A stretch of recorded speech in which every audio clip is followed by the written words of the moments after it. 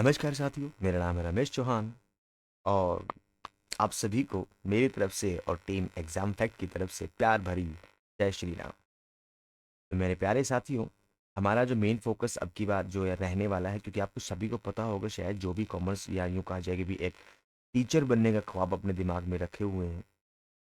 कौन सा teacher? Government teacher. तो उनके लिए DSSB की वैकेंसीज आ चुकी हैं, ऑन एयर हैं। वो जाएं और अपना फॉर्म सबमिट करें। और ये बता दूं कि फॉर्म सबमिट करने के साथ साथ हम आप इस क्लास के अंदर डिस्कस करें एग्ज़ाम पैटर्न, कैसे एग्ज़ाम होता है, कितने क्वेश्चनिंग होगा, ठीक है, कितने पोर्शन के अंदर आपका कॉमन पेपर होगा, कितने नंबर का आपका जो है सब्जेक्ट पेपर रहने वाला है, ठीक है, और इसका जो कंप्लीट सिलेबस है वो आपको क्या देखने को मिलेगा। हम बात करेंगे पीजीटी कॉमर्स सेक्शन को लेकर, क्योंकि कॉमन तो हमारे पास सेम सेम रहेगा, लेकिन हम यहाँ पे पीजीटी कॉमर्स को लेकर बात करेंगे। तो मेरे प्यारे साथियों, इस पेपर के अंदर आपको टोटल 300 क्वेश्चन देखने को मिलेंगे, 300 सवाल मिलेंगे आपको। हर एक सवाल एक नंबर का होगा, ठीक है। इसमें से 100 नंबर का आपका कॉमन पोर्शन, ठीक है भाई, और आपका 200 यानी कि 200 नंबर का आपका सब्जेक्ट होगा, ठीक है। 200 नंबर का आपका सब्जेक्ट देखने को मिलेगा। और ध्यान दें, हर इसके अंदर नेगेटिव मार्किंग है। हर एक गलत सवाल के लिए आपके 0.25 मार्क्स जो है ना वो काट दिए जाएंगे। नेगेटिव मार्किंग इसके अंदर अवेलेबल है। और ये पेपर है ना आपका कंप्यूटर बेस्ड टेस्ट होने वाला है, ठीक है, कंप्यूटर बेस्ड होगा भाई। अब जो कॉमन सेक्शन है उसको यहाँ पे 20-20 मार्क्स के यानी कि 20 मार्क्स के सेक्शंस के अंदर डिवाइड करा हुआ है। और पहले जब आप वहाँ पे पेपर देने जाओगे, पेपर में बैठोगे, तो पहले आपको यही 100 नंबर का पेपर मिलेगा। जब आप इसको सबमिट कर दोगे तो उसके बाद आपको आपका 200 नंबर का जो सब्जेक्टिव पेपर है वो देखने को मिलेगा। समय यहाँ पर 2 घंटे रहने वाला है, ठीक है, 2 घंटे यानी कि 2 आवर्स। तो यहाँ पर जो बेसिक सी इन्फॉर्मेशन है वो मैंने आपको प्रोवाइड करा दी है। एग्जाम पैटर्न क्या रहने वाला है, एमसीक्यू बेस्ड सवाल होंगे सारे के सारे, ठीक है। एमसीक्यू रहने वाले हैं, यानी कि ऑब्जेक्टिव टाइप इसके अंदर क्वेश्चंस पूछे जाएंगे सारे के सारे, ठीक है भाई। लेकिन हाँ, जो इम्पोर्टेंट है वो हो कंप्यूटर बेस्ड होगा ये। और आपको पहले ये 100 मार्क्स का सबमिट करना होगा, कंप्लीट करना होगा, उसके बाद आप सब्जेक्ट के 200 मार्क्स का वहाँ पे कंप्लीट करोगे, ठीक है। तो ये एग्जाम पैटर्न है मेरे प्यारे साथियों। अब हम बात करते हैं सब्जेक्ट के रिगार्डिंग। देखिए, क्योंकि हमारा सब्जेक्ट जो है ना वो कॉमर्स है भाई, तो हम तो यहाँ पे पीजीटी कॉमर्स के सिलेबस के बारे में डिस्कस करेंगे प्रॉपर तरीके से कि भी क्या क्या सिलेबस है, क्या क्या नहीं।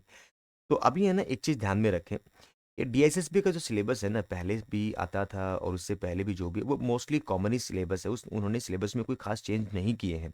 हालांकि अब तक इनका ऑफिशियली जो नोटिफिकेशन है वो सब्जेक्ट का सिलेबस का आया नहीं है, लेकिन डेफिनेटली हम कह सकते हैं 100% जो सिलेबस हम आपको बताने वाले हैं वो डिट्टो आपको मिलने वाला है, खास चेंज नहीं है। क्योंकि एनवीएस और यूँ कहा जाए कि भी केवीएस और आपका DSSB मोस्टली इनका सिलेबस है ना इक्वल रहता है, सेम सेम रहता है, खासतौर से सब्जेक्ट का, ठीक है। तो इसमें कोई खास चेंजेस आपको देखने को मिलेंगे नहीं। तो चलिए हम यहाँ पे शुरू करते हैं इसके सिलेबस के रिव्यू को। सबसे पहले देखें तो इसका जो सिलेबस है, जो आपका सब्जेक्ट रिलेटेड सिलेबस है, इसको दो पार्ट्स में बांटा हुआ है, पार्ट 1 और पार्ट 2। पार्ट 1 में आपका बिजनेस स्टडीज एंड मैनेजमेंट को कंसीडर किया गया है, ठीक है। तो हम पहले इसी को डिस्कस करते हैं।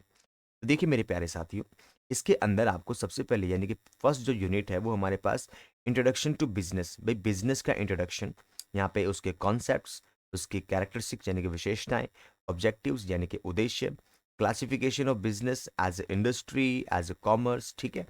यहाँ पे डिस्टिंक्टिव फीचर्स ऑफ बिजनेस यानी कि जो व्यवसाय की जो प्रमुख विशेषताएं या विशेष विशेषताएं हैं वो चीज़, जैसे कि भी यहाँ पे बिजनेस के पॉइंट ऑफ व्यू से उसके क्या फीचर्स हैं, प्रोफेशन क्या है, इस तरीके से बहुत सारी चीज़ें यहाँ पे देखने को मिलेंगी आपको। साथ ही choice of form of business organization, भाई जब बिजनेस ऑर्गेनाइजेशन को हम यहाँ पे चूज करते हैं तो कौन कौन से फैक्टर्स होती है, किन किन बातों को ध्यान में रखा जाता है जब हम एक बिजनेस को चूज कर रहे होते हैं, वो सारे पॉइंट्स इसके अंदर हैं।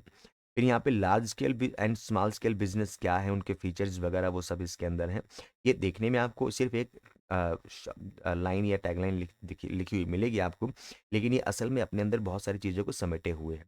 फिर यहाँ पे assistance by the government to the small scale industries या सेक्टर, इस स्मॉल स्केल सेक्टर को गवर्नमेंट द्वारा कौन कौन सी असिस्टेंस यानी कि सुविधाएं प्राप्त या सहायताएं प्रदान करी जाती है, उन चीज़ें ध्यान दें।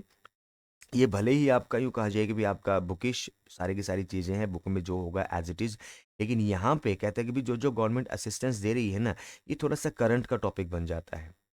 ठीक है? क्योंकि पहले की गवर्नमेंट ने क्या स्कीम्स लॉन्च करी थी इनको इम्प्रूव करने के लिए, इनको मदद करने के लिए, अभी क्या चल रहा है, तो उस गवर्नमेंट की जो स्कीम्स है ना, वो सारी इसके अंदर आ जाती हैं। ठीक है? कौन-कौन से बैंक्स इनके लिए एस्टैब्लिश करे गए हैं, कौन-कौन से फीचर्स, इलेक्ट्रिसिटी पे क्या बेनिफिट दिया जाता है, मार्केटिंग में क्या बेनिफिट इनको दिया जा रहा है, वो सारे के सारी चीज़ें जो करंट की स्कीम्स गवर्नमेंट की है, वो सब इसके अंदर आ जाती हैं। ठीक है? Okay sir. अब इसके अगला जो सेकंड अगली यूनिट इसके अंदर आ गई है वो कहते हैं फॉर्म ऑफ बिजनेस ऑर्गेनाइजेशंस। तो हमारे पास बिजनेस ऑर्गेनाइजेशन के अलग-अलग फॉर्म्स, अलग-अलग प्रारूप, अलग-अलग प्रकार मौजूद हैं।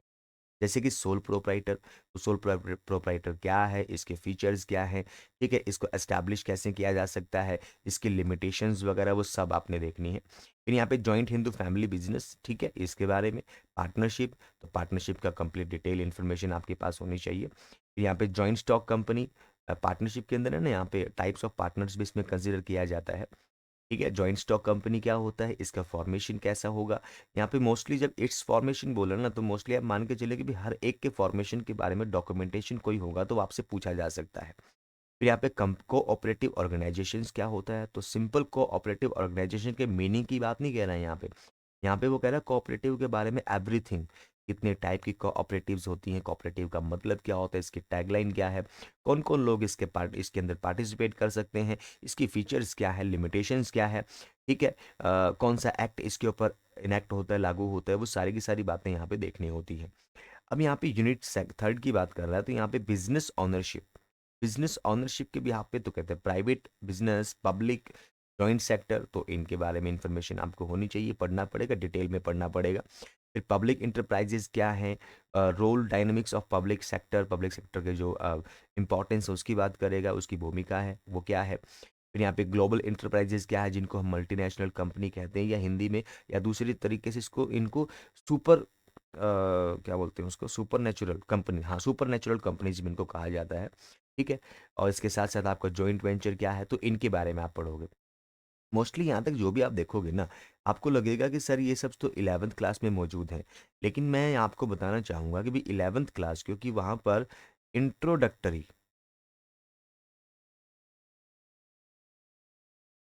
सिर्फ और सिर्फ इंट्रोडक्टरी इंफॉर्मेशन है, ज़्यादा डिटेल में वहाँ पे नहीं दिया जाता, यानी कि सिंपली आपको बस ऊपरी तौर पे ज़्यादा इन्फॉर्मेशन नहीं दी जाती, क्योंकि 11th क्लास के स्टूडेंट होते हैं ना, तो उनका जो अंडरस्टैंडिंग लेवल है वो थोड़ा सा छोटा होता है, तो बहुत ज़्यादा डीप डिटेल्स वहाँ पे मौजूद नहीं होती। हाँ, एक ओवरव्यू के लिए आप 11th क्लास का रेफरेंस यहाँ पर ले सकते हो। 11th की जो एनसीईआरटी है, ठीक है, उसको नहीं छोड़ना। तो ये चीज़ हमारे पास ध्यान में रखें, लेकिन उसके अलावा बहुत डिटेल में जाना होगा, हमको बहुत सारे रेफरेंस बुक्स का भी यहाँ पे सहारा लेना पड़ता है, ठीक है? ताकि इसको अच्छे तरीके से ग्रैब किया जा सके, माइंड में सेट किया जा सके।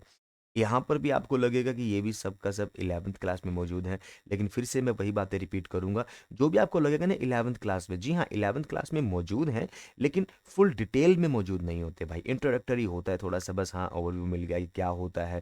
जो असल में टैक्टिकल या यूँ कहिए ट्रिकी क्वेश्चंस क्रिएट होते हैं ना, वो आपको जो है ये बेस प्रोवाइड करेगी 11th क्लास, लेकिन ट्रिकी क्वेश्चंस के लिए आपको रेफरेंस बुक का सहारा लेना पड़ेगा।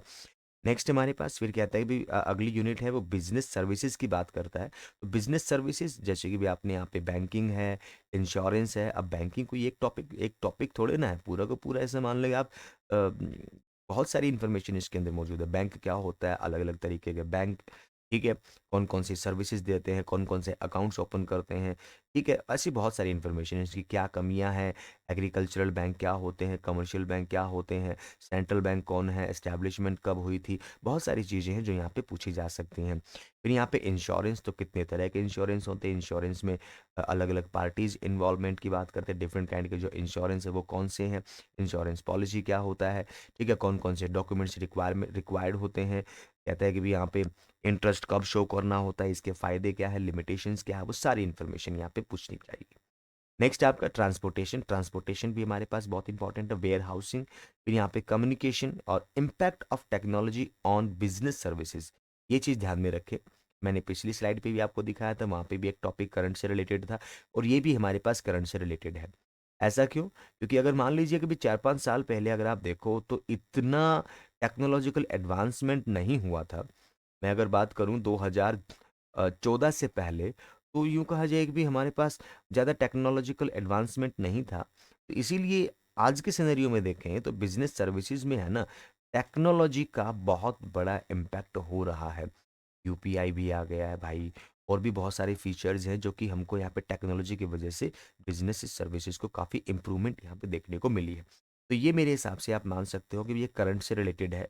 ठीक है, करंट में कौन सी टेक्नोलॉजीज चल रही हैं जिनका इम्पैक्ट सर्विस सेक्टर के अंदर बहुत ज़्यादा हो रहा है, तो वो आपको पढ़ना पड़ेगा। ठीक है, एक डीप एनालिसिस आपको इसका रखना पड़ेगा। ये मत मान लेना कि सिंपल 11वीं क्लास में जो दिया वो पढ़ के निकल लिया और काम हो जाएगा। जी नहीं, बिल्कुल नहीं होगा। काफ़ी डिटेल में आपको पढ़ना पड़ेगा। इसके बाद जो अगली यूनिट हमारे पास आई है वो कहता है ट्रेड। तो इसके अंदर internal trade, retail and wholesale trade. तो इंटरनल ट्रेड क्या होता है, इसके फीचर्स, इसके लिमिटेशंस, इसका इम्पैक्ट। ठीक है, ऐसे ही रिटेल ट्रेड। ठीक है, फिर यहाँ पर होलसेल ट्रेड, इनके बारे में आपने समझना है अच्छे से।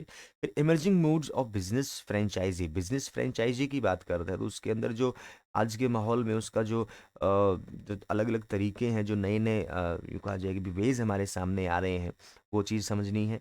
ये भी मेरे हिसाब से करंट से, क्योंकि टेक्नोलॉजिकल एडवांसमेंट हो चुका है तो उसका इम्पैक्ट इस पे भी आता है। Next, E business and outsourcing. तो यहाँ पे ई बिजनेस क्या होता है और आउटसोर्सिंग क्या होता है, ये आपको समझना होगा अच्छे से। फिर इंटरनेशनल बिजनेस को यहाँ पे तो इम्पोर्ट एक्सपोर्ट बिजनेस की बात करेगा। इसका प्रोसीजर, कि इसकी प्रक्रिया क्या है, और इसका डॉक्यूमेंटेशन क्या होगा, कौन कौन से डॉक्यूमेंट यहाँ पे रिक्वायर्ड होते हैं इसके लिए, इंटरनेशनल बिजनेस के लिए। ठीक है, फिर ये ईपीजेड क्या है, सेज क्या होता है, कहाँ कहाँ पे है, ये पूछा जा सकता है कि भी इंडिया के अंदर कहाँ कहाँ पर सेस जो है ना वो बनाए हुए हैं, तो आपसे अलग अलग लोकेशंस भी पूछ सकता है। तो ये भी हमारा कहीं ना कहीं करंट सिनेरियो से जुड़ा हुआ टॉपिक आ जाता है, पॉइंट आ जाता है। वो सिंपल मीनिंग तो पूछेगा ही पूछेगा, इनके इंपॉर्टेंस भी पूछ सकता है और इनकी लोकेशन भी पूछ सकता है कि इंडिया में ये जो है सेज कहाँ पे एस्टैब्लिश करे जाते हैं, रूरल एरियाज में इनका क्या इम्पैक्ट है, अर्बन एरियाज में इनका क्या इम्पैक्ट है। ठीक है, वो सारी बातें यहाँ पर आ सकती हैं। फिर यहाँ पे कहते हैं इंटरनेशनल ट्रेड इंस्टीट्यूट्स, कई जो अंतर्राष्ट्रीय स्तर पर जो व्यापारिक संस्थान हैं उनके बारे में। ठीक है, और उनके एग्रीमेंट्स, कौन कौन से एग्रीमेंट्स है, ये भी करंट से रिलेटेड है। इंटरनेशनल ट्रेड का जो एस्टैब्लिशमेंट है वो तो खैर हिस्टोरिकल कॉन्सेप्ट हो जाता है। इनके ऑफिसेज आपसे पूछे जा सकते हैं कहाँ हैं, इनके द्वारा करे जाने वाले एग्रीमेंट्स पूछे जा सकते हैं। ठीक है, कौन सा ऑर्गेनाइजेशन या कौन सा संगठन कौन सी इंडेक्स निकालता है, वो सारी बातें आपसे पूछी जा सकती है। कौन सी रिपोर्ट प्रस्तुत करता है, वो सारी बातें पूछी जा सकती है। तो ये कहने को आपको बुक में मिल जाएगा, लेकिन करंट में क्या चल रहा है इनका ये भी आपको पता होना चाहिए। ठीक है, उसके बाद ये जैसे आपका अंकटाड है, डब्ल्यूटीओ है, वर्ल्ड बैंक है, आईएमएफ है, इन सब के बारे में। फिर कहता है बिजनेस फाइनेंस की बात करता है। बिजनेस फाइनेंस के अंदर कहता है उसके सोर्सेज। तो सोर्सेज कहते हैं ऑनर का पैसा, और बोरो क्या हुआ यानी कि उधार का पैसा, यानी कि फंड। फिर यहाँ पे सोर्स ऑफ राइजिंग फाइनेंस, भाई फाइनेंस कहाँ कहाँ से कलेक्ट किया जा सकता है, कहाँ कहाँ से प्राप्त किया जा सकता है। फिर इक्विटी की बात करता है, प्रेफरेंस शेयर्स की बात करता है, क्या होते हैं, जीडीआर क्या होता है, एडीआर क्या होता है, डिबेंचर्स क्या है। डिबेंचर्स को यहाँ पे सिंपली ये मत मान लेना डिबेंचर्स क्या है, क्योंकि यहाँ पर ये तो बिजनेस स्टडीज़ की बात है, तो इसको आप लोन कैपिटल में भी समझ सकते हो। काफ़ी डिटेल में आपको समझना होगा, इसका अकाउंटिंग प्रोसेस भी होता है, तो दोनों तरफ ये आपको पूछा जा सकता है, अकाउंटिंग के लहजे से भी और बिजनेस स्टडीज़ के लहजे से भी, यानी कि मैनेजमेंट के लहजे से भी आपसे इसमें सवाल करे जा सकते हैं। अब कहते हैं बॉन्ड्स क्या होते हैं, ठीक है, वो भी आपको समझना है। फिर बात करता है रिटेन अर्निंग या रिटेन प्रॉफिट, रिटेन अर्निंग कह सकते हैं इसको, रिटेन प्रॉफिट कह सकते हैं, क्या होती है, इनका इम्पैक्ट क्या होता है बिजनेस पर, ये कैसे कलेक्ट करा जाता है, किस तरीके से इनको री इन्वेस्ट किया जा सकता है, बहुत सारी चीज़ें यहाँ पे हो सकती हैं। फिर यहाँ पे इनका कंपैरिजन कर सकता है ना वो इक्विटी से, और रिटेन अर्निंग का कंपैरिजन करने के लिए कह सकता है। फिर पब्लिक डिपॉजिट्स क्या होते हैं, loan from financial institutes and commercial banks, ये चीज़, इसका प्रोसेस, इसका डॉक्यूमेंटेशन आपसे पूछ सकता है। साथ में credit rating and rating agencies, तो इंडिया के अंदर डिफरेंट काइंड की जो एजेंसीज हैं जो कि यूँ कहा जाए कि भी बहुत सारी रिपोर्ट्स तैयार करती, बहुत सारी क्रेडिट रेटिंग्स यहाँ पर देती हैं, तो वो कौन कौन सी हैं वो चीज़ आपने देखनी है। फिर ट्रेड क्रेडिट क्या होता है और माइक्रो क्रेडिट क्या होता है, इनके बारे में आपको पता होना चाहिए। कहने की बात है भाई, लेकिन मैं फिर भी कहूँगा, तो कहने की बात नहीं है लेकिन मैं फिर भी कहूँगा, प्लीज़ डिटेल्स पे बहुत ज़्यादा ध्यान देना होगा। सिंपली कोई भाई बंधु अगर मान लो कि भी बैठ जाएगी भी मैं तो सिर्फ और सिर्फ 11वीं का सिलेबस कवर करना है और हो जाएगा, तो डेफिनेटली नहीं होगा, क्योंकि क्वेश्चनिंग इसके एग्जाम पेपर भी आपको दिखाएंगे हम कि कैसे कैसे सवाल आपको देखने को मिलेंगे। ठीक है। नेक्स्ट, सोशल रिस्पॉन्सिबिलिटीज क्या होती हैं बिजनेस की, बिजनेस एथिक्स क्या होता है, इन्वायरमेंटल प्रोटेक्शन में बिजनेस क्या यूं का जो रोल अदा कर सकता है किस तरीके से। तो यहाँ पर इन्वायरमेंटल प्रोटेक्शन एक्ट हमारे पास है ना, तो उसके प्रोविजंस को भी हमने यहाँ पे अंडरस्टूड करना होगा। सरकार इसके मामले में कौन कौन सी स्कीम्स लॉन्च करती है, कौन कौन से प्रोविजंस, कौन कौन से रूल्स क्रिएट कर रही है, बिजनेस अपनी तरफ से इसको कंट्रोल करने के लिए क्या एक्टिविटीज कर रहे हैं। तो कहीं ना कहीं ये हमारे पास करंट से जुड़ा हुआ है। ठीक है, यानी कि करंट सिनेरियो से जुड़ा हुआ है, इसको सिर्फ किताब से नहीं बल्कि प्रेजेंट में कौन कौन से रूल्स रेगुलेशंस है तो उनके ऊपर भी ध्यान देना होगा। नेक्स्ट हमारे पास है मैनेजमेंट की, तो मैनेजमेंट के अंदर क्या था, उसके concepts, objectives, nature of management. Management को क्लासिफाई करोगे तो as a art science, as an art, as a profession, तो ये चीज़ आपने समझनी होगी। ये चीज़ ध्यान में रखें, ऐसे सवाल यहाँ से पूछे जा सकते हैं कि किसने इसको साइंस कहा, मैनेजमेंट को साइंस कहा, किसने मैनेजमेंट को आर्ट बताया, किसने मैनेजमेंट को प्रोफेशन बताया, या फिर वो पूछ सकता है आपसे कि भी क्या मैनेजमेंट एग्जैक्ट प्रोफेशन है या नहीं। ऐसे सिंपल सिंपल से सवाल, लेकिन वो तभी सॉल्व कर पाओगे जब डिटेल में आप एनालिसिस कर पाओगे। नेक्स्ट, मैनेजमेंट के लेवल्स, तो लेवल्स आपको पता ही है, top level, middle level, lower level, वो लेवल्स आपसे पूछे जाएंगे। हर लेवल के ऊपर कौन कौन सी एक्टिविटीज़ को परफॉर्म करा जाता है, किस तरह की मैनेजमेंट करी जाती है, वो सारी बातें। फिर मैनेजमेंट के प्रिंसिपल्स, अब प्रिंसिपल्स आपको पता है जनरल प्रिंसिपल्स, इनको हम एडमिनिस्ट्रेटिव एडमिनिस्ट्रेटिव प्रिंसिपल्स भी कहते हैं, और दूसरे होते हैं हमारे पास साइंटिफिक प्रिंसिपल्स। तो ध्यान दें, एडमिनिस्ट्रेटिव और साइंटिफिक, आपको क्या लगेगा, आपको बस यहाँ पे बोले हेनरी फ्योल को पढ़ लेते हैं, ठीक है, और यूँ कहा जाए कि भी टेलर को पढ़ लेते हैं। लेकिन ध्यान दें, टेलर ने साइंटिफिक मैनेजमेंट के प्रिंसिपल्स दिए, लेकिन इसके अंदर बहुत सारे लोगों ने सुधार भी तो किए हैं ना। ठीक है, बहुत सारे और लोगों ने कंट्रीब्यूशन करा है, तो उनके कंट्रीब्यूशंस को भी पढ़ना है। तो ये नहीं कि सिर्फ टेलर को पढ़ लिया सारा काम हो गया, तो यहाँ पर भी काफ़ी डिटेल्स आपको देखने को मिलेंगी। तो जनरल प्रिंसिपल कह लो, एडमिनिस्ट्रेटिव प्रिंसिपल कह लो, ये किसने, हेनरी फ्योल ने दिए हैं। ठीक है, और साइंटिफिक मैनेजमेंट के जो प्रिंसिपल्स है वो टेलर ने दिए, लेकिन डिफरेंट डिफरेंट स्कॉलर्स ने समय के साथ साथ इनके अंदर कंट्रीब्यूशन करा है, तो उनको भी आपने स्टडी करना होगा अच्छे से। नेक्स्ट, बिजनेस इन्वायरमेंट की बात करेगा, तो देखो ध्यान से, ये इन्वायरमेंटल प्रोटेक्शन था, लेकिन ये बिजनेस इन्वायरमेंट, बिजनेस की सराउंडिंग्स की बात करता है। तो इसका मतलब क्या है, इसके इंपॉर्टेंस क्या है, इसके डायमेंशंस की बात करेगा, आयाम। ठीक है, क्योंकि जो इन्वायरमेंट है बिजनेस का वो बहुआयामी होता है। इन्वायरमेंट अलग अलग बिजनेस पे अलग अलग तरीके से इम्पैक्ट डालता है। ठीक है, इसीलिए इसके डायमेंशंस को पढ़ना बेहद ज़्यादा ज़रूरी है। फिर यहाँ पे चेंजिंग बिजनेस इन्वायरमेंट, क्योंकि इन्वायरमेंट कभी भी फिक्स तो रहता नहीं, उसमें कंटिन्यूसली चेंजेस आते रहते हैं। तो बिजनेस के इन्वायरमेंट के अंदर भी यहाँ पे किस तरीके से चेंजेस आ सकते हैं और कौन सा चेंज कैसा इम्पैक्ट डालेगा, ये आपको यहाँ पे पढ़ना होगा। मे बी ये हमारे पास करंट से रिलेटेड टॉपिक है, थोड़ा बहुत जो आपको मिलेगा 11वीं क्लास में मिल जाएगा, लेकिन रेफरेंस बुक्स के बगैर ये पूरा नहीं हो पाएगा। फिर यहाँ पे कहता है स्पेशल रेफरेंस टू लिबरलाइजेशन, यानी कि जो चेंजिंग इन्वायरमेंट है वो एलपीजी के रेफरेंस में किस तरीके से इसमें बदलाव आए हैं वो यहाँ पे देखना है। एलपीजी यानी कि लिबरलाइजेशन, प्राइवेटाइजेशन एंड ग्लोबलाइजेशन। ठीक है भाई, और बिजनेस ए फ्यूचरिस्टिक विजन, ये चीज़, ये भी हमारे पास आपको देखने को मिलेगा, लेकिन देखो हर साल इसका बिजनेसेस का जो फ्यूचरिस्टिक विजन है, जो विजन है वो चेंज होता रहता है। साल 2014 की बुक आपके पास है तो वहाँ पे कुछ और मिलेगा, 15 की बुक में कुछ और, 16 की बुक में थोड़ा सा और चेंज हो जाएगा, 17 में 2017 के सेशन की बुक कोई पड़ी आपके पास तो वहाँ पे कुछ और, क्योंकि लगातार बिजनेस के जो यूँ कहा जाएगा भी सराउंडिंग्स है उनमें चेंजेस आते रहते हैं, सरकारें बदलती रहती हैं, तो बिजनेस के जो विजन्स हैं ना उनमें भी चेंज है। और मार्केट में बने रहने के लिए बिजनेसेस को खुद भी ऐसे चेंजेस करने की ज़रूरत होती है। प्रिंसिपल्स बदलते हैं, टैक्टिक्स बदलती हैं, तो बहुत सारी चीज़ें इसके अंदर चेंजेस होती रहती हैं। ठीक है, एक बुक पे डिपेंड नहीं होना कि भी इस पर्टिकुलर बुक में ये विजन दिया हुआ है, दूसरी बुक क्या कह रही है, तो एक साथ आपको कई बुक्स का रेफरेंस यहाँ पे लेना होगा। नेक्स्ट, मैनेजमेंट, तो मैनेजमेंट के फंक्शंस की बात करता है, कौन कौन से फंक्शंस होते हैं, तो प्लानिंग, तो ध्यान दें, planning, organising, staffing, directing, controlling and coordination, ये आपको दिखेगा कि एक एक टर्म है। अच्छा सर, सिर्फ मैनेजमेंट के प्रिंसिप प्रोसेस, जी नहीं, प्लानिंग अपने आप में एक पूरी प्रोसेस है। ठीक है, यहाँ पे types of plans, types of planning, ठीक है, बहुत सारे सवाल, इसके इम्पोर्टेंस है, इसके लिमिटेशंस हैं, ठीक है, बहुत सारी चीज़ें हैं यहाँ पे आपको देखने को मिलेंगी। तो इसको सिर्फ एक वन लाइन या वन वर्ड टॉपिक मान के ना चले, बहुत ही ह्यूज टॉपिक है। एज इट इज़ ऑर्गेनाइजिंग हमारे पास, तो स्ट्रक्चर पूछे जा सकते हैं, ऑर्गेनाइजिंग कर रहे हो तो वेरियस ऑर्गेनाइजेशनल स्ट्रक्चर्स आपको पढ़ने हैं। और यहाँ पे ये भी ध्यान देना है कि भी किस पर्सन ने कौन से स्ट्रक्चर का इन्वेंट करा, अलग अलग पर्सन ने अलग अलग स्ट्रक्चर्स यहाँ पर अपनी तरफ से सुझाए हैं, तो वो भी आपसे पूछे जा सकते हैं। स्टाफिंग तो कितने तरीके से स्टाफिंग करी जा सकती है, इसकी प्रोसेस आपसे पूछी जा सकती है, ठीक है।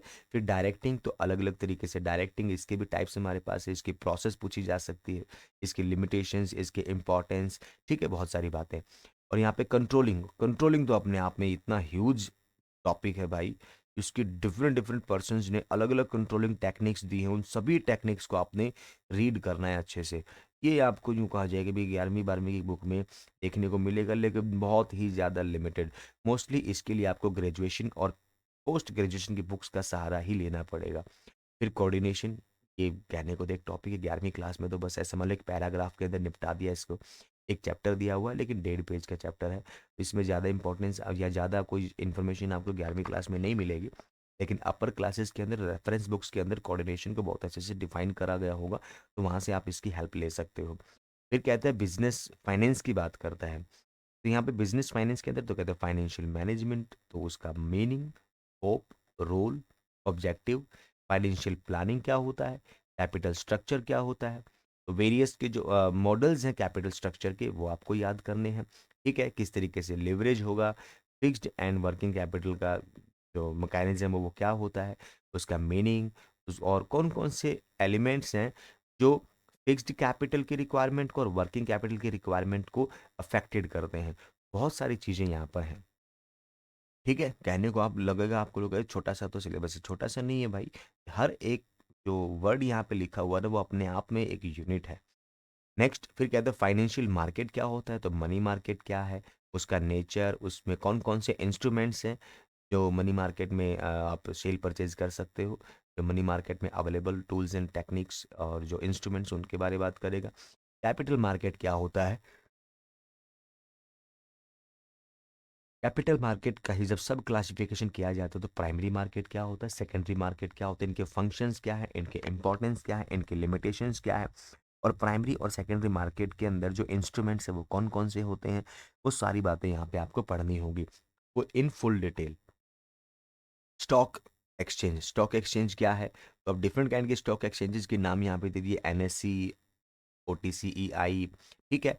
और यूँ कहा जाए प्रोसीजर्स, और इनके प्रोसीजर क्या है, स्टॉक मार्केट किस तरीके से काम करता है, स्टॉक एक्सचेंज किस तरीके से काम करता है, किस तरीके से शेयर्स की परचेजिंग और सेल्स, शेयर को सेल किया जा सकता है, डीमैट अकाउंट को क्या होता है, कहाँ पे ओपन कराया जाता है, डीमैट अकाउंट को ओपन करने की प्रोसेस, वो सारी बातें आपको इसके अंदर पढ़नी है, तो किसके अंदर, प्रोसीजर्स के अंदर। और फिर लास्ट में इन्होंने सिर्फ सेबी लिख दिया। अब सेबी क्या है, क्या इसके फंक्शंस हैं, कब इसका एस्टैब्लिशमेंट हुआ, भाई ये किसी स्पेसिफिक एक्ट के तहत इसको एस्टैब्लिश किया गया, या ऐसे मान लो कि भाई संविधान में इसका विधान किया गया, क्या किया गया, बहुत सारी बातें आपको सेबी के बारे में जानकारी लेनी होगी, तो बहुत डिटेल में इसके बारे में पढ़ना होगा। नेक्स्ट फिर आपका आ गया ह्यूमन रिसोर्स मैनेजमेंट, मानव संसाधन प्रबंध की बात करता है तो इसका मतलब क्या है, इसकी विशेषताएं क्या है, सॉरी इंपॉर्टेंस की बात करता है, मतलब महत्व क्या है। मैन पावर एस्टिमेशन किस तरीके से किया जाएगा, तो डिफरेंट काइंड के जो टूल्स एंड टेक्निक्स अवेलेबल है तो वो आपको यहाँ पे रीड करनी होगी। रिक्रूटमेंट क्या है और सिलेक्शन क्या है, ट्रेनिंग क्या है, तो देखो ध्यान से, रिक्रूटमेंट, सिलेक्शन और ट्रेनिंग, ट्रेनिंग हमारे पास अलग अलग तरीके की होती है, तो ट्रेनिंग वेरियस तरीके की जो ट्रेनिंग है ना वो आपको on the job training, off the job training, induction training क्या होता है, बला बला बला, बहुत सारे सवाल यहाँ से पूछे जा सकते हैं, तो ये अपने आप में एक बहुत ही ह्यूज, बहुत इंपॉर्टेंट टॉपिक हो जाता है। और ट्रेनिंग के बाद यहाँ पे डेवलपमेंट, तो देखो दो टर्म्स को साथ में जोड़ दिया, ट्रेनिंग एंड डेवलपमेंट, क्योंकि जो कर्मचारी आपके पास हैं उनको ट्रेन करके, उनको काम सिखा के ही तो आप विकसित कर सकते हो ना, तो वो चीज़ बड़ी इंपॉर्टेंट है। ठीक है। ये बिजनेस एथिक्स के अंदर भी कंसिडर करा जाता है, बिजनेस की मोरल वैल्यूज के अंदर भी कंसिडर करा जा सकता है। ये टॉपिक बड़ा इंपॉर्टेंट है भाई। नेक्स्ट, कंपनसेशन कैसे करोगे एम्प्लॉयज़ को, यानी कि उनके सैलरीज वगैरह, उनका रेम्यूनरेशन, या कोई हादसा होता है तो उस वक्त किस तरीके से कंपनसेट करोगे, वो सारे पॉइंट्स इसके अंदर कंसिडर करे जाएंगे। फिर परफॉर्मेंस इवेलुएशन कैसे करोगे आप अपने एम्प्लॉयज़ का, तो एम्प्लॉयज़ की परफॉर्मेंस को इवेलुएट करने के लिए different tools and techniques available होते हैं, तो उनको भी आपने अच्छे से स्टडी करना होगा। ठीक है। थोड़ा सा लिमिटेड आपको 11वीं 12वीं मिल जाएगा, लेकिन अगर ढंग से स्टडी करना है तो आपको अपर क्लासेस में और रेफरेंस बुक्स की तरफ देखना होगा। नेक्स्ट, फिर कहते हैं मार्केटिंग। तो मार्केटिंग का मतलब पूछेगा, फंक्शंस पूछेगा, उसके रोल पूछेगा, मार्केटिंग का रोल। ठीक है। लेवल्स ऑफ मार्केटिंग पूछेगा, चेंजिंग फैक्टर्स जो है ऑफ मार्केटिंग। ठीक है। प्रोडक्ट मिक्स क्या होता है, मॉडल्स ऑफ मार्केटिंग, तो ये बड़ा इंपॉर्टेंट है भाई। ये मैं कहूँगा कहने को तो मार्केटिंग छोटा सा, लेकिन बहुत ही इंपॉर्टेंट इंपॉर्टेंट पॉइंट्स यहाँ पे दिए हैं, और काफ़ी डिटेल में आपको यहाँ पे स्टडी करना होगा। इसके बाद फिर यही स्लाइड पे आप देख सकते हो ऑर्गेनाइजेशनल बिहेवियर, ओबी। अगर आप ध्यान दो तो जब आप एमकॉम में थे, तब उस वक्त आपको ओबी यानी कि ऑर्गेनाइजेशनल बिहेवियर नाम का एक विषय पढ़ाने को दिया गया था, या पढ़ने को दिया गया था। वही चीज़ यहाँ पे है। तो इंडिविजुअल का बिहेवियर, किस तरीके से कौन कौन से फैक्टर है जो इंडिविजुअल के बिहेवियर को प्रभावित करते हैं, इंडिविजुअल का बिहेवियर कैसा हो सकता है, किस तरीके से उसको यहाँ पर चेंज किया जा सकता है, बहुत सारे टूल्स एंड टेक्निक्स इसके अंदर मौजूद हैं। फिर मोटिवेशन क्या है, मोटिवेशन अपने आप में तो डिफरेंट काइंड की जो मोटिवेशन थ्योरीज है, मोटिवेशन मॉडल्स हैं, वो सब आपको यहाँ पे देखने हैं, वो सब आपको पढ़ने, जैसे मास्लोज का नीड हायरार्की थ्योरी है, हजबर्ग का एक्स वाई थ्योरी है, बहुत सारी यहाँ पे मोटिवेशन की थ्योरीज हैं, उनको आपने समझना होगा। इसका कॉन्सेप्ट क्या है, इसकी एप्लीकेशंस किस तरीके से इसको अप्लाई किया जा सकता है। पर्सनैलिटी परसेप्शन क्या है, यानी कि व्यक्तिगत जो हमारे पास है कि भी अवबोध कह सकते हो आप इसको। ठीक है। लर्निंग, एटीट्यूड, लीडरशिप, लीडरशिप तो भाई इतना लंबा चौड़ा टॉपिक है कि आप देखोगे तो डिफरेंट काइंड के जो अप्रोचेज हैं वो आपको यहाँ पे स्टडी करनी है। फिर कम्युनिकेशन की बात करता है, और ग्रुप डायनामिक्स। ठीक है। समूह गतिशीलता। ठीक है भाई। तो ये सारे के सारे टॉपिक्स आपके आपके ऑर्गेनाइजेशनल बिहेवियर के अंदर आपको देखने को मिल जाएंगे, और अपने आप में है ना बहुत ही ह्यूज सिलेबस है भाई। ठीक है। Next, emerging trends in management. तो मैनेजमेंट में जो आजकल जो ट्रेंड चल रहे हैं, उभरते जो रुझान हैं, उनके बारे में बात करता है। तो बिजनेस प्रोसेस री engineering, TQM, total quantity quality management, quality circle, benchmarking, strategic management. ठीक है। अब स्ट्रेटेजिक मैनेजमेंट को है ना आप यहाँ पे हल्के में मत लेना कि आपने सिर्फ एक टॉपिक देखा, इधर टॉपिक नहीं है। स्ट्रेटेजिक मैनेजमेंट अपने आप में एक पूरी बुक है भाई। तो इन्होंने स्ट्रेटेजिक मैनेजमेंट लिख के है ना इधर ट्रिक कर दी। बोले क्या, ये सिर्फ एक टॉपिक नहीं है, बहुत सारी चीज़ें इसके अंदर है, बहुत सारे अलग अलग टॉपिक्स इसके अंदर अपने आप ही कंसिडर कर लिए जाते हैं। जैसे कि भी यहाँ पे नॉलेज मैनेजमेंट क्या होता है, फिर बिजनेस स्टैंडर्डाइजेशन एंड ISO। तो बिजनेस का स्टैंडर्डाइजेशन किस तरीके से होगा, इसकी प्रोसेस, इसके डॉक्यूमेंटेशन, इसके लिमिटेशंस, इसके फ़ायदे। ठीक है। कौन से बिजनेसेस को ISO सर्टिफाइड होना बहुत ज़्यादा ज़रूरी है। ठीक है। यहाँ पर स्टैंडर्डाइजेशन के अंदर सिर्फ ISO ही नहीं है, बल्कि आपको यहाँ पर FSSAI जो होता है हमारे पास, FSSAI ऐसा कुछ है, और यहाँ पर जो आपका एग मार्क है वो भी आ जाएगा, आपका होल मार्क है वो भी आ जाएगा। ISO तो है ही है। ठीक है। ISI ये भी आपका आ जाएगा। तो बहुत सारी चीज़ें इसके अंदर है। तो स्टैंडर्डाइजेशन किस तरीके से किया जाएगा, कौन सी प्रोसेस को इसके अंदर फॉलो किया जाएगा, किस तरीके से कौन से एक्ट के तहत स्टैंडर्डाइजेशन होता है। ठीक है। किसके पास कराना होता है, सेंट्रल गवर्नमेंट के पास, के स्टेट गवर्नमेंट के पास। बहुत सारे फैक्टर्स इसके अंदर हैं जिसको आपने पढ़ना होगा। तो उम्मीद करता हूँ यहाँ तक का जो सिलेबस है ना वो आपको अच्छे से समझ में आया होगा कि हाँ किस तरीके से हमने इसको समझना है। अब जो बिजनेस मैनेजमेंट का जो अगली स्लाइड के ऊपर यहाँ पे कंज्यूमर प्रोटेक्शन की बात करता है। तो कंज्यूमर प्रोटेक्शन एक्ट होता है हमारे पास, उसके सारे प्रोविजन इसके अंदर है। कंज्यूमर प्रोटेक्शन एक्ट है, कब आया था, कब लागू हुआ था, पहले कहाँ कहाँ लागू हुआ था, पूरे भारत में कब लागू हुआ। ठीक है। नया कंप्यूटर प्रोटेक्शन एक्ट आया कि नहीं आया, आया है तो उसके प्रोविजंस को बताइए। तो उसका मीनिंग, उसकी इम्पोर्टेंस, कंज्यूमर के जो अधिकार हैं उनके बारे बात करेगा, कंज्यूमर की रिस्पॉन्सिबिलिटीज़ क्या हैं, जिम्मेदारियाँ क्या हैं, consumer awareness and legal redressal with the special reference to the Consumer Protection Act, role of consumer organizations and NGO। अब यहाँ पे जब बोला ना लीगल रिड्रेसल, तो यहाँ पर अलग अलग लेवल पर, यानी कि डिस्ट्रिक्ट लेवल पर, स्टेट लेवल पर और नेशनल लेवल पर हमारे पास जो है कि भी अलग अलग कंज्यूमर कोर्ट्स एस्टैब्लिश करे गए हैं। तो उनके रूल, कौन कौन उसके अंदर मेंबर हो सकता है, ठीक है, उनकी एज कितनी है, उनकी रिटायरमेंट कब होती है, ये सारी बातें वहाँ पर आपको देखने को मिलेंगी। तो काफ़ी डिटेल में आपको पढ़ना होगा। सरसरा पढ़ के ये मत मान लेना कि आपको जॉब मिल जाएगी। बहुत ही डिटेल में, बहुत डीप एनालिसिस के साथ आपने इसको पढ़ना होगा, ठीक है। अब यहाँ पे जो सेकंड पार्ट है उसकी तरफ चलते हैं। सेकंड पार्ट के अंदर क्या कहता है वो देखिए, यहाँ पर कहता है financial accounting and financial statement analysis, ठीक है। तो जैसे कि नाम से ही पता लग रहा है आपका यहाँ पे फाइनेंशियल यानी कि अकाउंटिंग का टॉपिक अभी चल पड़ा है पार्ट 2 के अंदर। तो सबसे पहला आपसे पूछा जाएगा अकाउंटिंग, तो उसका मीनिंग, उसके ऑब्जेक्टिव, उसकी quality, qualitative characteristics of accounting, information, what kind of information every person who have an interest in the business organization needed। भाई जिस भी व्यक्ति का जैसा इंटरेस्ट फर्म के अंदर है, कंपनी के अंदर है, बिजनेस के अंदर है, उसको उसी तरीके की इन्फॉर्मेशन देनी है। तो कौन कौन से यूजर को कौन सी इन्फॉर्मेशन चाहिए, ऐसा सवाल आपको देखने को मिल सकता है। अकाउंटिंग प्रिंसिपल्स क्या है, कितने तरीके के प्रिंसिपल्स हैं, ठीक है। अकाउंटिंग कन्वेंशंस भी यहाँ पे पूछे जा सकते हैं। अकाउंटिंग कॉन्सेप्ट्स आपसे पूछा जा सकता है। अकाउंटिंग स्टैंडर्ड्स, ये ध्यान में रख लेना, क्योंकि हमारे पास एक तो एएस होता है और एक आईएएस होता है। तो इनमें भी यहाँ पे पूछा जा सकता है, वो आपसे आईएएस भी पूछ सकता है और वो आपसे खाली एएस भी पूछ सकता है। तो दोनों आपको पता होने चाहिए। तो ये काफ़ी डिटेल में पढ़ने की बात है भाई। फिर यहाँ पे cash and accrual basis of accounting, तो अकाउंटिंग के दो मेथड होते हैं हमारे पास। एक तो कैश बेसिस पे अकाउंटिंग करी जाएगी और एक एक्रूवल बेसिस पे। तो ये क्या होते हैं, किस तरीके से इसकी बिहाफ पे अकाउंटिंग करी जा सकती है, ये यहाँ पे आपको समझना है। नेक्स्ट, प्रोसेस ऑफ अकाउंटिंग, तो अकाउंटिंग का प्रोसेस क्या है, तो वाउचर्स क्या होते हैं, कितने तरह के वाउचर होते हैं, किस तरीके से प्रिपेयर करा जाता है, उसका फॉर्मेट के बारे में आपसे आपसे पूछ सकता है। और आपको बता दें कि वाउचर है ना, एक काइंड ऑफ स्टाम्प होता है, एक काइंड ऑफ स्टाम्प पेपर होता है, ध्यान में रख लीजिएगा, ठीक है। क्योंकि ये प्रूफ के रूप में काम करता है कि हाँ पर्टिकुलर ट्रांजैक्शन हुई कि नहीं हुई। इसी के अंदर डिटेल होती है कौन सा अकाउंट डेबिट और कौन सा अकाउंट क्रेडिट होगा, ठीक है। डिफरेंट काइंड के जो वाउचर्स है वो प्रिपेयर करे जाते हैं, डेबिट वाउचर, क्रेडिट वाउचर, बहुत सारे। फिर कहता है एक हाइब्रिड वाउचर भी होता है, ठीक है भाई। नेक्स्ट हमारे पास फिर ट्रांजैक्शंस क्या होता है, ट्रांजैक्शंस कितने प्रकार की होती हैं, ठीक है, उनको किस तरीके से रिकॉर्ड किया जाएगा, ब्ला ब्ला ब्ला। फिर अकाउंटिंग इक्वेशन पूछेगा आपसे, rules of debit and credit, these are called the golden rules of accounting. Golden rules of accounting यानी कि rules of debit and credit, कौन सा अकाउंट डेबिट करेंगे, कब करेंगे, कौन सा अकाउंट क्रेडिट करेंगे, क्लासिफिकेशन ऑफ अकाउंट्स आपका यहीं से शुरू होता है।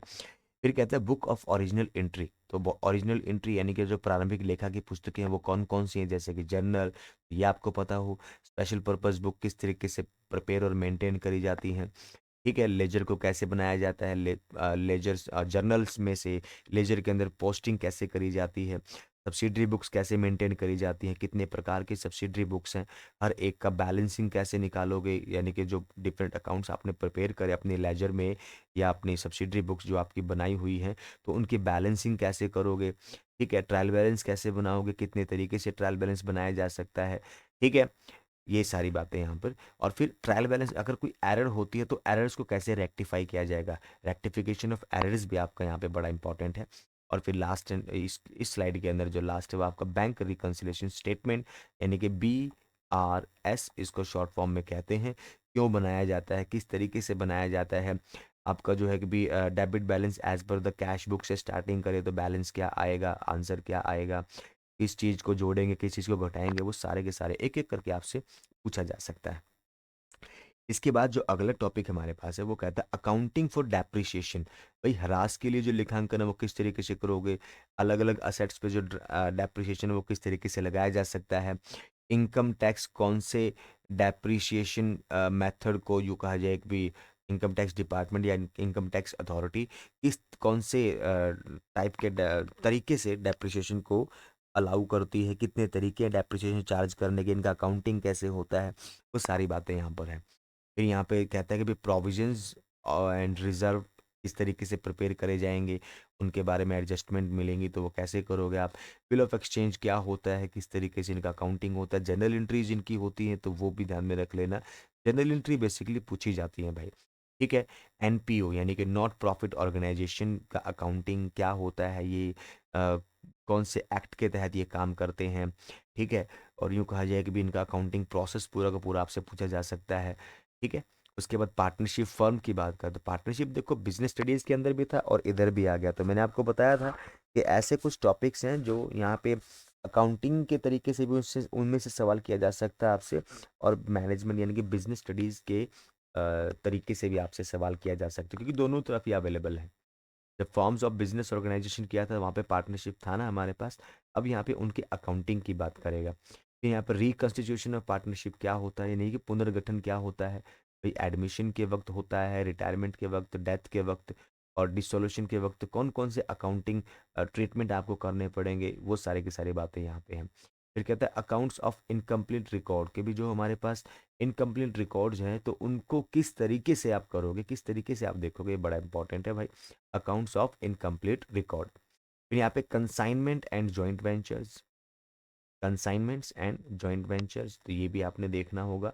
ये काफ़ी डिटेल में आपको पढ़ना होगा, ध्यान में रखें क्योंकि कंसाइनमेंट्स में से बहुत सारी जर्नल एंट्रीज आपके पास देखने को मिलेंगी। बेसिकली जर्नल एंट्री आपसे पूछेगा कि कौन सी जर्नल एंट्री यहाँ पे होगी। जॉइंट वेंचर्स की प्रोसेस कहते किस तरीके से उसको एस्टैब्लिश किया जाएगा, वो बिजनेस स्टडीज़ के अंदर पढ़ा था, अब यहाँ पे उसके अकाउंटिंग ट्रीटमेंट के बारे में पढ़ेगा, बताएगा आपको कि भाई हाँ अलग अलग सिचुएशन में अलग अलग ट्रांजेक्शन्स में किस तरीके से जर्नल एंट्री करी जा सकती है, किस तरीके से फाइनेंशियल स्टेटमेंट्स तैयार होती हैं इसकी, वो सारी बातें यहाँ पे हैं। उसके बाद जो अगले स्लाइड पे आप गए हो यहाँ पर देख लीजिए, कहता है accounting of joint stock companies, ठीक है।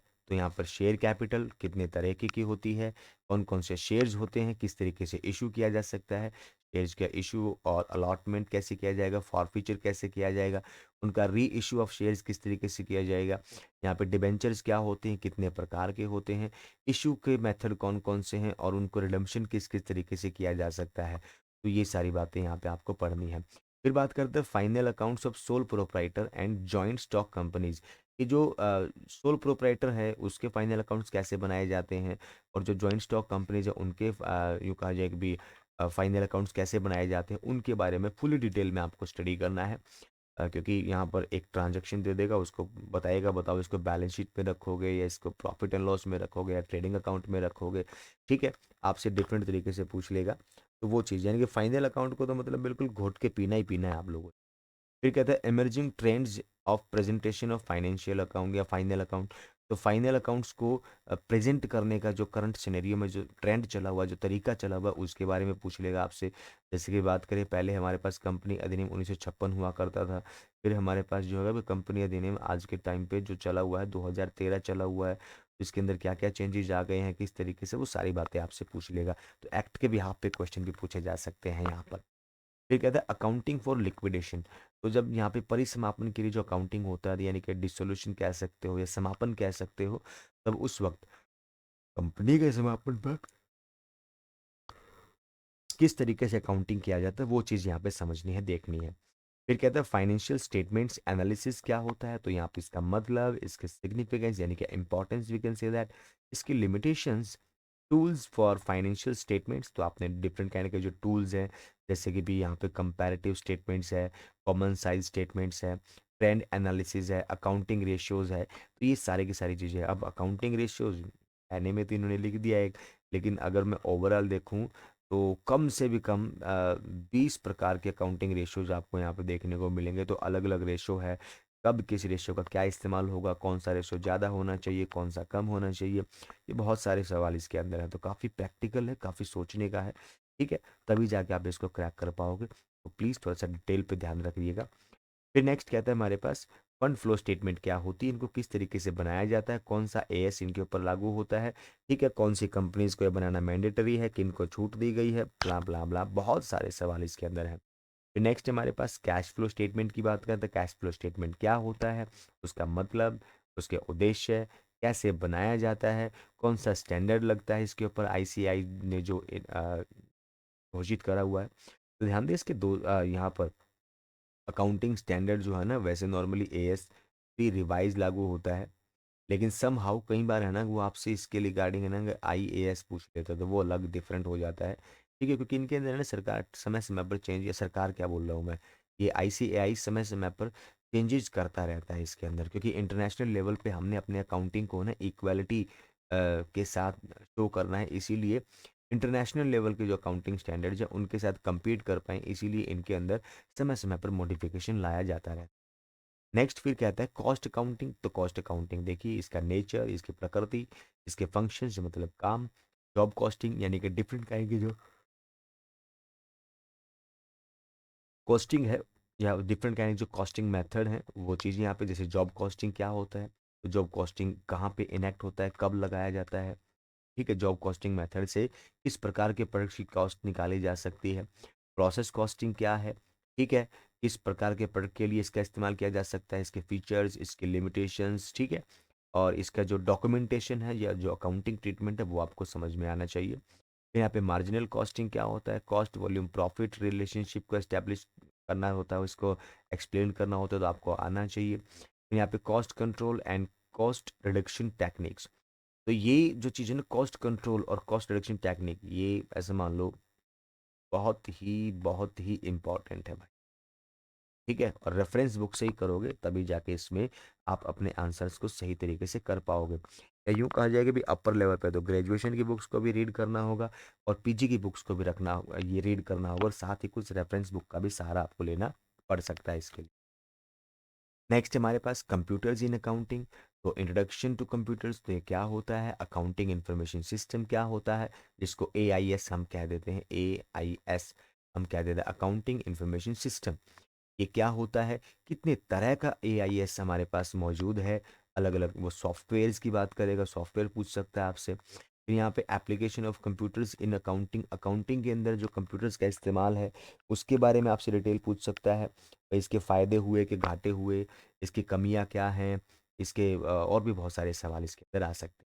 फिर यहाँ पे कहता है accounting designing accounting reports, accounting reports को किस तरीके से डिज़ाइन करना है, ये कंप्यूटर की ही बात कर रहा है। एमआईएस क्या है, एमआईएस रिपोर्टिंग किस तरीके से होता है, कितने तरीके से किया जा सकता है, कौन कौन से टूल्स इसके लिए इस्तेमाल करे जा सकते हैं, ये इंटरनल रिपोर्टिंग के लिए काम आता है या एक्सटर्नल रिपोर्टिंग के लिए काम आता है। बहुत सारे फैक्टर्स यहाँ पे आपको रीड करने हैं। फिर कहते हैं data exchange with other information system, भाई जो दूसरे इंफॉर्मेशन सिस्टम उनके साथ डाटा एक्सचेंज करना, तो उनका प्रोसेस क्या है, इसके फ़ायदे क्या होते हैं, इसके एडवांसमेंट की बात करता है, इसकी लिमिटेशंस क्या है, ठीक है, कौन कौन से बैरियर जिसमें मौजूद हैं, उन बैरियर्स को किस तरीके से ठीक किया जा सकता है, टेक्नोलॉजिकल इश्यूज क्या आ सकते हैं, तकनीकी जो बाधाएं हैं वो क्या हो सकती हैं, ठीक है, गवर्नमेंट क्या बाधा पैदा कर सकती है, बहुत सारे फैक्टर्स हैं जो यहाँ पे आपको स्टडी करने हैं। फिर कहता है जो डिफरेंट काइंड के सॉफ्टवेयर होते हैं उनके बारे में बात कर रहा है। तो कुछ सॉफ्टवेयर हमारे पास या कुछ मेथड्स हमारे पास रेडीमेड होते हैं, कुछ कस्टमाइज़ कराए जाते हैं कि भाई हाँ वैसे तो रेडीमेड, लेकिन थोड़ा बहुत उसमें चेंजेस करा लेना, और कुछ स्पेसिफिकली अपनी ज़रूरत के मुताबिक तैयार कराए जाते हैं, तो ऐसे अकाउंटिंग सॉफ्टवेयर हमारे पास। ठीक है भाई, तो ध्यान दें जो नॉर्मल आपको अगर मान लीजिए आप एक टैली ऑपरेटर हो तो आपको पता होगा अच्छे से, या आपने कभी टैली को या बिजी सॉफ्टवेयर को देखा होगा। तो मान लीजिए मैंने यहाँ पे ऑनलाइन सॉफ्टवेयर को डाउनलोड करा, और सिंपल उसकी की लगा के मैंने उसको यूज़ करना शुरू कर दिया, यानी कि और रेडीमेड जैसा कंपनी ने मुझे दिया मैंने वैसा इस्तेमाल कर लिया। कस्टमाइज़ के अंदर मैंने कुछ स्पेसिफिक एडिशन इसके अंदर किया, जो था कंपनी ने दिया था वो तो था ही था, लेकिन कुछ स्पेसिफिक फीचर्स मैंने अपनी तरफ से ऐड करवाए। और एक होता है कि भी मैं सारा का सारा सॉफ्टवेयर अपनी ज़रूरत के मुताबिक तैयार करवाऊँ, तो उसको यहाँ पे टेलर मेड अकाउंटिंग सिस्टम कहा जा सकता है। ठीक है, नेक्स्ट हमारे पास अकाउंटिंग एंड डाटाबेस मैनेजमेंट क्या होता है, इसका मतलब, इसका concept of entity and relationship in an accounting system, database management system in accounting, ये सब आपको यहाँ पे स्टडी करना है। वैसे देखा जाए तो ऐसे मान लो कि ये काफ़ी लंबा चौड़ा आपको दिख रहा होगा, लेकिन अगर आप ढंग से थोड़ा सा इसके बारे में पढ़ोगे तो आप इसको इजीली कवर पर कर पाओगे। लेकिन थोड़ा सा टेक्निकल टर्म्स यहाँ पे इस्तेमाल ज़्यादा होती है, इस वजह से आपको थोड़ा सा प्रॉब्लम आ सकती है। नेक्स्ट, इन्फ्लेशन अकाउंटिंग क्या होता है, accounting for human resource management या ह्यूमन रिसोर्स और यूँ कहा जाए कि भी कोई भी ऑर्गेनाइजेशन हो उसके अंदर ह्यूमन रिसोर्स को किस तरीके से अकाउंटिंग करोगे, उसको कैसे, उसका रिकॉर्ड कैसे मेंटेन करोगे, वो सारी बातें यहाँ पर देखने को मिलेंगी। फिर कहते हैं social responsibilities of the business, तो सोशल रिस्पॉन्सिबिलिटी अकाउंटिंग आप इसको कंसीडर कर सकते हो। तो ये बातें आपको यहाँ पे अच्छे से समझनी होंगी। सिलेबस जो है कि भी देखा जाए आपके सामने है सारा का सारा। और ध्यान दे, अगर आप इस सिलेबस की पीडीएफ प्राप्त करना चाहते हो, अगर आप चाहते हो कि नहीं सर हमें ये जो सिलेबस है इसकी पीडीएफ रिसीव करनी है, पीडीएफ डाउनलोड करनी है, तो आप एग्जाम फैक्ट एकेडमी के यूँ कहा जाए कि भी एप्लीकेशन पर जाएं, जिसको आप गूगल प्ले से फ्रीली अवेलेबल है, तो वहाँ से डाउनलोड कर सकते हैं। और ये जो आपकी जो पीडीएफ फाइल है सिलेबस की, वहाँ से आप ले सकते हो। जैसे कि आपने देखा है कि भी हम यहाँ पे कम्प्लीटली बाइलिंगुअल मैंने इसको या हमने इसको करा हुआ है, आपको इंग्लिश में भी लिखा हुआ मिलेगा और हिंदी में भी लिखा हुआ मिलेगा। ठीक है, तो इससे कोई इशू नहीं है, क्योंकि मोस्टली जो सिलेबस ऑनलाइन मिलता है उनका वो मोस्टली इंग्लिश मीडियम में होता है। तो आपकी सहूलियत के लिए हमने इसको हिंदी और इंग्लिश दोनों में करा हुआ है। आप जाइए हमारे एप्लीकेशन पर पहुंचिए और वहां से फ्रीली आप इसको डाउनलोड कर सकते हो। ये बिल्कुल चिंता ना करें कि सिलेबस बदलेगा, बिल्कुल नहीं। 100% यहाँ पर हम कह सकते हैं कि इसमें से 100 नहीं, आप कह सकते हो बिल्कुल ऑलमोस्ट साल 2011-12 से लगातार यानी ये सिलेबस चला आ रहा है, इसमें कोई चेंजेस हुए ही नहीं है भाई। ठीक है, कोई खास चेंजेस इसमें देखने को भी नहीं मिले हैं। और हाँ ध्यान दें, exam fact academy YouTube channel पे आपको एमसीक्यू सीरीज है ना वो मिल रही है इसके रिगार्डिंग। और साथ ही एग्जाम फैक्ट आपके लिए एक सरप्राइज प्लान कर रहा है, तो बहुत ही जल्द उस सरप्राइज का भी अनाउंसमेंट किया जाएगा। तो मेरे प्यारे मित्रों बने रहिए हमारे साथ, और लाइक एंड शेयर सब्सक्राइब करे बगैर बिल्कुल मत जाना। तो मिलते हैं नए लेक्चर में, नए सेशन में। तब तक के लिए टाटा बाय बाय और जय श्री राम।